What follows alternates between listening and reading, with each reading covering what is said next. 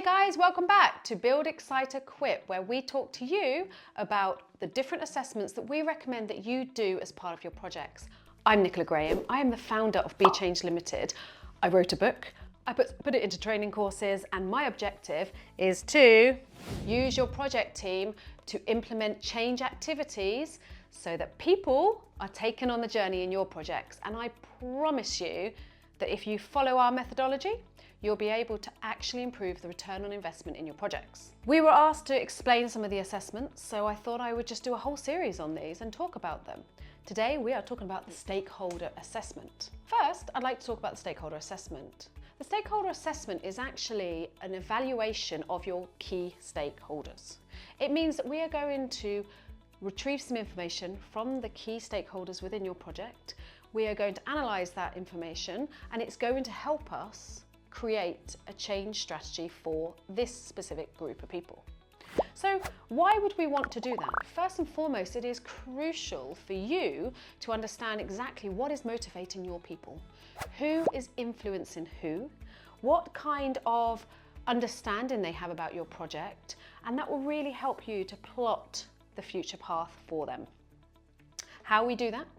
We actually analyse each key stakeholder in 5 different ways. Number 1, project knowledge. What is their perceived knowledge on the project that's coming to them? Number 2, time availability. These are key stakeholders, right? So a key stakeholder needs to provide you with time to help embrace and accept your project. So what is their availability like? Number 3, communication. Communication asks the question around how good are they in communicating? Do they feel comfortable in their communication style? So we need to understand at this point if the stakeholders are willing to communicate. Number 4, project alignment. How does this align with their projects? Is there correlation? Is there potential unity between the two? Good to know. And number 5, the perceived project importance. If they perceive that this project is vital to their role, they're going to be a lot more engaged than somebody who kind of goes, not for me, okay? So, when are we going to do this? We are going to do this in the build phase of our change model. For project teams, that means either stage 1 or 2 of your projects. It is when you are doing that pre-initiation and you're beginning to design your project, you need to be understanding where those key stakeholders start. So let's go through an example today.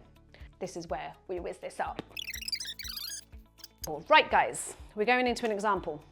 This is how we do this. You send out that questionnaire, and the questionnaire has the questions on the 5 areas that we spoke about. You get the data back, and a good BA will do this for you, by the way. And then you can start to plot it. Now, we actually recommend if I can draw a hexagon, 1, 2, 3, 1, 2, 3, 4, 5. Okay, so each point here, oh my Lord, here we go. So, for example, you've got project knowledge. Here you have time available. Here you have, let's go perceived project importance. Here we have communication preference. And here we have alignment. Okay, each one of these colours is going to represent somebody that we have spoken to, one of our key stakeholders. Okay, and what you're going to do is they're going to each get a score. So imagine that you plot on this chart, I don't know, from the centre to here, maybe they can score 25 points, whatever your scoring system wants to do, okay? What you're going to do is per person, you're going to plot them onto this. So for example, their project knowledge is low, their time availability is high. This person, their project importance is middle, communication is also high, and alignment is low. And you draw that person. Okay, slow it down. Right guys, so as you can see in my very poor drawing, maybe we should have got a ruler, each one of these people have been plotted onto this map. So you can start to get an understanding of clusters. For example, here, we've got lots of people clustering in the communication. And that means that they are good at communicating and they are available to communicate. That's a really good sign. However, we've also got a cluster going on over here with the alignment is split. So project alignment is either really aligned or it's not so aligned. So you've got a group of people, key stakeholders, that aren't going to see that alignment, are going to need more support, and a group that are already aligned. And we're going to go on to this in more detail. Down here, this is really interesting. So the perceived project importance is high for most people. This is great because it means whatever your project is, it's clearly impacting them. So it's great on one hand, but it also means that you need to be really supportive. Time available, wow, we've got some great stakeholders here. Most of them are available to give you the time that you need and deserve. Some of them aren't, so we need to be crucial to these people as well. So maybe this person needs to be represented by somebody else. And then the project knowledge, you've got a scattered amount here, but the beauty of this is you can start to focus on whoever purple is and make sure that they understand the project more. Okay guys, there's another thing that you can do here as well, is you can start to add people to a specific group. Now, I don't know about you, but when I was a young girl, and this was all before the technology boom of mobile phones, you used to get these magazines and you'd basically score how you were feeling, for example, and you would put, I don't know, I feel 2 out of 10. And at the end, you'd add up your score and it would give you kind of a bracket, an indication of where you lied. Like, I don't know, you're feeling happy, you're feeling okay, you're feeling sad. The same thing applies. So what you can do is you can say that actually people can score out of 25 points. And you can put parameters, and you judge this based on yourself, but you can give it a red, amber, and green status, okay? So the red is if they score less than, let's go 7, they get a red. If they score between 8 to 20, probably want to change that. Yeah, no, let's go. Try to make it a bit even. 18, they're an amber, and they're green if they get 19 or above. So what that means is for each area here, you can give them a red, amber, or green status. Now, obviously there's a reason I'm telling you this. Let's shift this bit up here. Less than 7, amber is 8 to 18, and green is 19 above. Okay, and you can do that as a percentage. I'd recommend you doing it as a percentage, and you add up all these scores.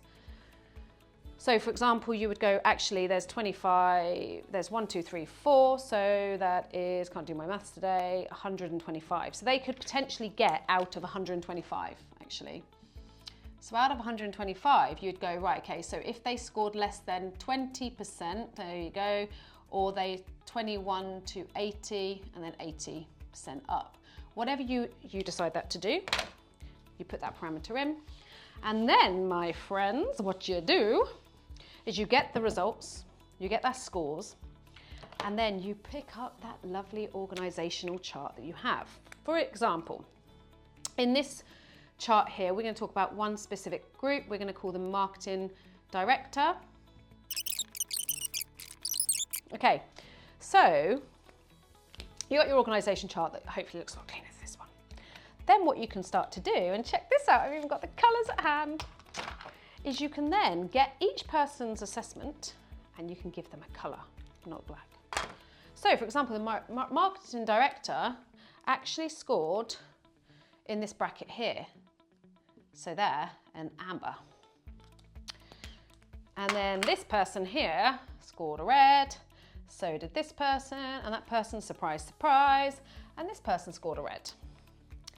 And then this person scored a green, and this person scored a green, but these people scored ambers.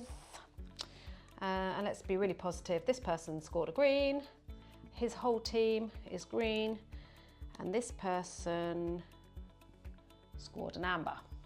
Okay, so except for being pretty colours on an organisational chart, why does this matter? It matters because this is actually really powerful stuff, okay? You have asked them a question about your project. You have understood what that project means to them. And now you've been able to put a RAG status on every one of those people. So, in this example, we have the marketing director, the head of all of this group, as an amber. Is that good? I don't think it's good. I think this person really needs to understand more about your project. I would look at exactly what they scored and I would tackle that. For example, if they scored an amber because they don't have time, oh, actually, let's go even easier than that. If they scored an amber and because they actually didn't know what the project was, what do you think you need to do? You or somebody in your team or even your manager needs to go have a word. Hello, marketing director. You know that we have a very important project coming your way because of X, Y, and Z. Here are the benefits to you. Here's the what's in it for you. You know that you need to tackle that person. Now, imagine you tackled that person and that person goes, wow, this is amazing. I love this project. It's not rocket science, is it? You turn that person green, okay? They are now a positive person because they've scored higher because all of a sudden they know about the project. What do you think is going to happen at their next meeting? If this person's positive, this person knows about your project, do you reckon they're going to stay red? I don't think so. I think you're going to at least get this person changing from a red to an amber. Well, you know what I mean.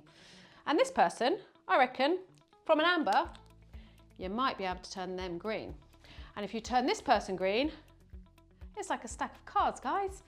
This person is probably actually going to be green or amber, depends, I don't mind. These guys might be green, they might switch to an amber, and here, what do you think we do about this one? We've got green people here, green people here. These guys are ambers. What needs to happen here? You talk to this person or this person to have a word with them, and voila. So, my lovely friends, by talking to two people,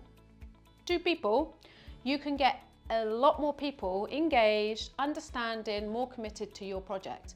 And it is by doing the stakeholder assessment. And there you are. That's it. That's how you follow the Build, Excite, Equip model.